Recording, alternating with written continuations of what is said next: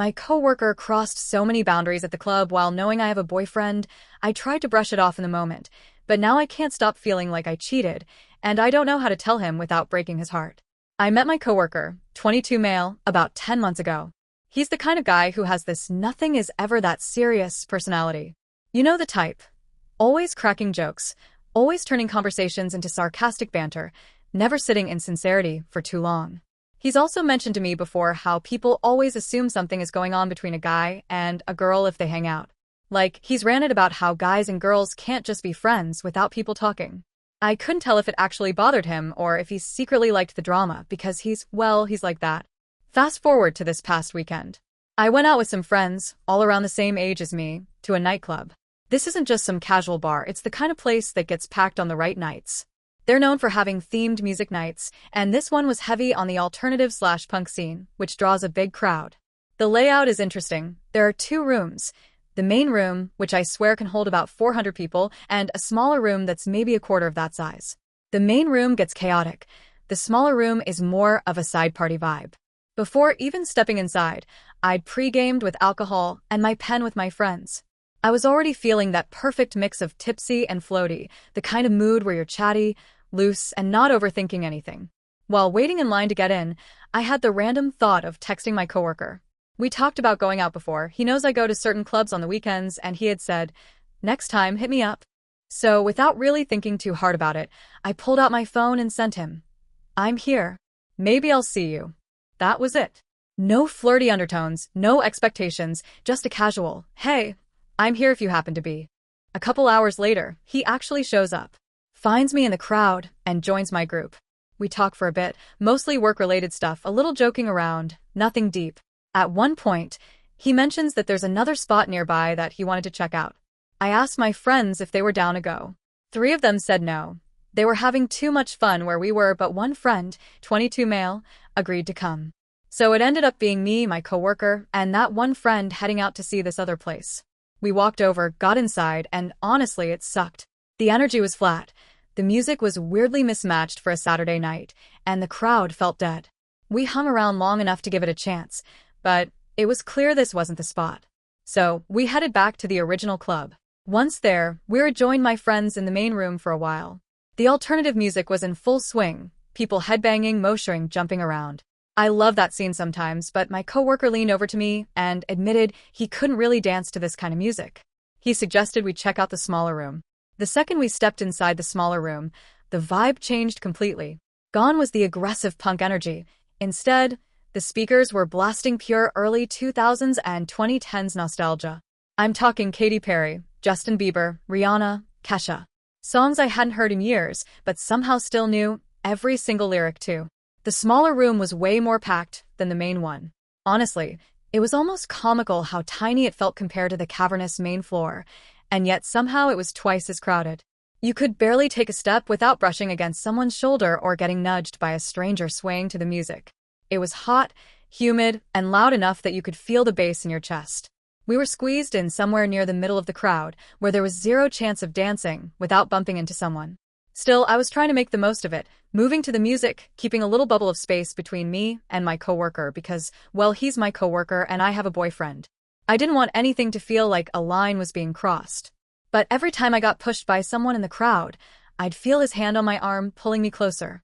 At first, I took it as just a reflex, like trying to keep me from getting separated. I'd take that small step toward him because he pulled me, but then immediately step back again to create space. It turned into this constant push and pull. The crowd jostling me forward, me stepping back, him pulling me in again. And then he grabbed my hand. I assumed it was the same thing, just trying to keep us together in the crush of people. But then he didn't let go. I gave it a moment, thinking maybe he'd loosen his grip, but his hold stayed firm. I didn't want to make a big scene in the middle of a crowded dance floor, so instead of yanking my hand away, I tried to subtly slip it out of his. A few seconds later, he got bolder. He grabbed both of my hands. I just stood there for a moment frozen because it was starting to feel less like keeping track of me and more like something else entirely. We stayed like that for maybe a minute before he started physically moving my arms, placing my hands onto his shoulders. I instantly lifted them off, stepping back, but then he put his own hands on my waist. That made my stomach twist. I kept moving his hands away, slipping my own hands out of his grip whenever I could, but he'd find little ways to bring the contact back. It felt icky, like I was being slowly cornered without it looking obvious from the outside. Keep in mind, we were both drinking. I was crossed, a mix of alcohol and weed buzzing through me. My judgment wasn't razor sharp, but my gut was loud and clear. I don't know his exact limits, but I know he'd pre-gamed before even coming out and had downed at least 3 drinks after arriving. And here's the thing, my coworker knows I have a boyfriend. I've mentioned him, shown pictures, talked about him. There's no way he could claim ignorance. At first, I didn't say anything because I was nervous. The combination of the crowd pressing in, the music blasting, and my own intoxication made me feel trapped. But the longer it went on, the more my chest started to tighten. It was about 5 minutes of this constant physical push, his hands on me trying to peel them away, when the panic hit. I can't explain it exactly. It wasn't just discomfort anymore. It was like my whole body wanted to escape. A cringe so deep it almost hurt, like my skin was trying to crawl away from me. I had tears stinging my eyes, not from sadness, but from that overwhelming mix of discomfort and trapped anxiety. That's when it clicked for me. This wasn't harmless, drunken friendliness. His intentions weren't innocent. He confirmed it himself, in a way, because he started talking, leaning close so I could hear him over the music. "You look really good tonight," he said first. "I want to see you again." Then, like he was fishing for some kind of emotional opening, he asked, "Do you think you'll miss me when I move?" I remember kind of forcing a laugh, brushing it off. But inside, alarm bells were going off. He asked, "How are you feeling?" I said, "I feel good," because what else was I supposed to say in that moment? Then came the part that made my stomach drop. "Do you feel like you'll remember any of this tomorrow?" That question just hung in the air between us, heavy and sickening. So I asked, "What do you mean?" But instead of clarifying, he just didn't repeat it.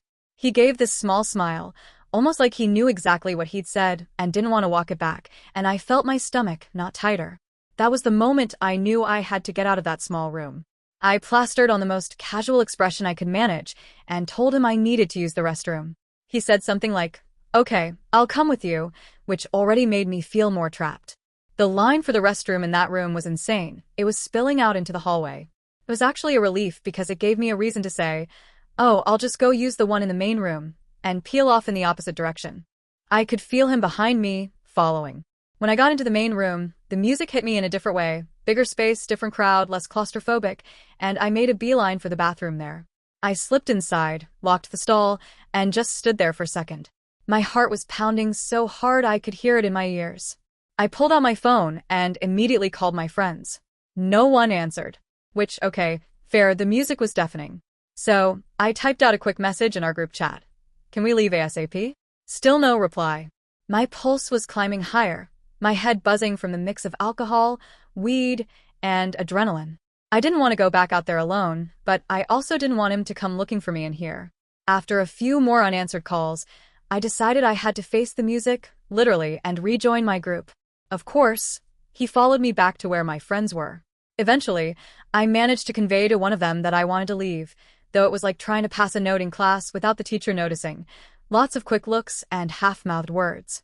Unfortunately, one of our friends had wandered off somewhere in the club, so my friend who'd originally come with us to that other place, 22 male, went off to look for her.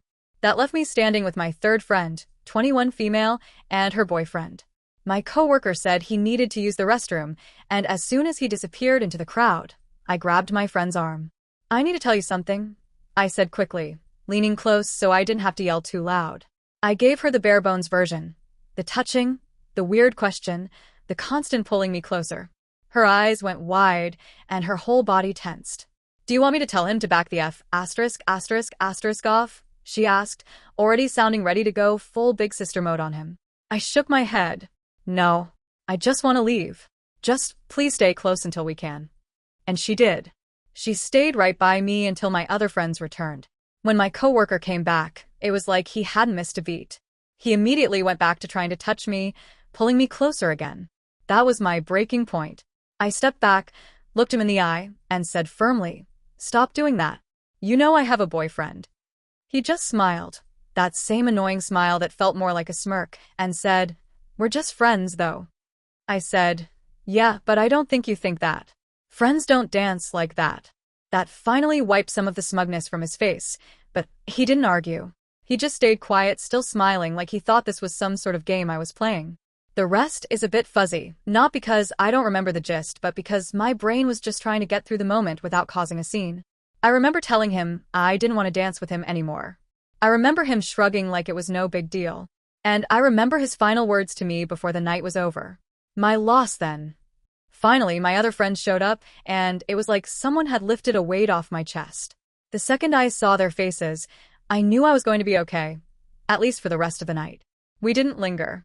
We made our goodbyes quick, and I made sure to position myself as far from my coworker as possible as we filed out of the club. Once we were outside, the cool night air hit me, but instead of feeling refreshed, it made me realize just how tense my body had been. My shoulders ached from being pulled toward him, my hands still felt like they had a residue from his touch, and my chest was tight from holding in so much discomfort. We walked a block or two before I started talking about it. Not everything, just bits and pieces. The touches, the dancing, the comments. My friends were supportive, protective even, but after a couple of minutes, I could feel myself shutting down. My voice got quieter, my words shorter. I didn't want to keep reliving it. I didn't want to give him more space in my head. When I got home, the first thing I did was delete his phone number. Then I went in my contacts and erased his name. On social media, I restricted him in every way I could think of. No direct messages, no seeing my stories, no ability to comment on anything. The only thread left was a mutual follow that I didn't even care enough to sever. I just didn't want to see him. I didn't want to hear about him. If someone said his name, I wanted it to slide right past me without sticking. But that didn't stop the feeling in my chest. I felt disgusting. Not just uncomfortable or creeped out, disgusted with myself. For allowing it to happen. For not shutting it down immediately. For every time I let him pull me closer, even though I was stepping back. I couldn't stop thinking about my boyfriend and how much it would hurt him if he knew. The guilt was a tidal wave. It wasn't just guilt for the situation. It was guilt for breaking the picture I'd painted for him all this time. The picture where I was safe at the club, where I was always surrounded by my friends, where no one approached me, and I didn't approach anyone else. I'd reassured him so many times that the club was just about music and fun for me, and I'd meant it. I'd told him over and over that nothing like this ever happened. And then it did. I will tell him. I know I have to. But I've been stuck on the how. How do I explain that I didn't want it, that I tried to avoid it, but also that I didn't stop it as quickly as I wish I had? How do I tell him without making it sound like an excuse? How do I keep from making him feel betrayed? I feel gross because my body was part of something I didn't want, but I also feel like I cheated because I let those moments happen before finally pushing him away. I feel angry. Angry at myself for letting it go on, angry at my coworker for ignoring my boundaries, and angry at the fact that I now have to carry this home with me. And then there's another layer. My boyfriend doesn't like me going to the club in the first place. He's never been controlling about it, but I know how he feels. He's told me before that men go to clubs to pick up women, and I always laughed it off, reassured him, told him that wasn't my experience at all. He's been cautious about it, but he's kept it to himself most of the time. The truth is, I love going to the club. I love drinking with my friends, dancing until I'm breathless, shouting along to the music. I've always wished my boyfriend would come with me, but it's not his scene. That's fine. I've always gone with my group of friends, never with anyone else. I've always made sure he knew I was safe, that we shared our locations, that there was no reason to worry. But this time I wasn't safe. I broke my own rule. I opened the door to someone else, someone who I thought was just going to be friendly. I thought it would be harmless. I thought he'd just say hi, maybe hang out for a bit, then go his own way. I didn't expect him to ignore my boundaries, to put his hands on me, to make comments that still make my skin crawl. I've been thinking about writing a letter to my boyfriend. Maybe it's the only way I can get it all out without breaking down halfway through. Maybe if I put it on paper, I can find the right words. The words that explain what happened without minimizing it or making it sound like I'm hiding behind my own discomfort. The words that say, I'm sorry. I'm angry. I wish I could take it back.